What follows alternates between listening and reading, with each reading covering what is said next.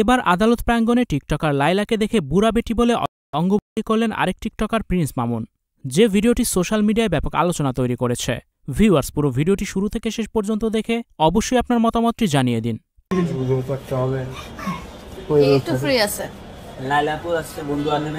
TikToker Mamun লায়লার প্রেম কাহিনী জীবনে কখনো শেষ হবে না। এখন মামুন লায়লা আদালতেও শুরু করেছে টিকটক।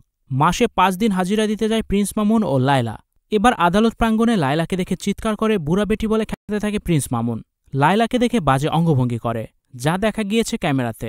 তারা তো আমার বয়স জানেন, আমি যে কোনো মুহূর্তেই মরতে পারি এবং যে ধরনের অ্যাক্টিভিটি শুরু হয়েছে। এটা দেখে লায়লা আবার হেসে ফেলে। মামুন লায়লার এই কাহিনী দেখে সবাই এখন মজা পাচ্ছে। শেষ পর্যন্ত আদালতে কিনা টিকটক শুরু করেছেন টিকটকার মামুন ও লায়লা। মামুনকে মাসে 5 বার দেখার জন্য ঠকেছেন লায়লা।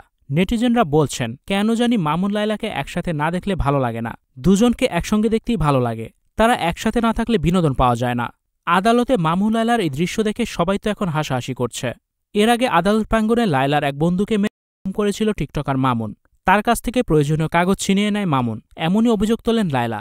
এই ঘটনার বিচার চেয়েছেন লায়লা। মামুন নাকি বিয়ের আশ্বাস দিয়ে সম্পর্ক করে টাকা পয়সা হাতিয়ে নেয়, তার নিজের কোনো ইনকাম সোর্স নেই। এই অর্থলোভী মামুনের দৃষ্টান্তমূলক শাস্তি দাবি করেছেন টিকটকার লায়লা। ভিউয়ার্স, এই বিষয়টি নিয়ে আপনাদের কি মতামত জানিয়ে অবশ্যই কমেন্টস করে দিন, আর ভিডিওটি শেয়ার করার অনুরোধ রইল।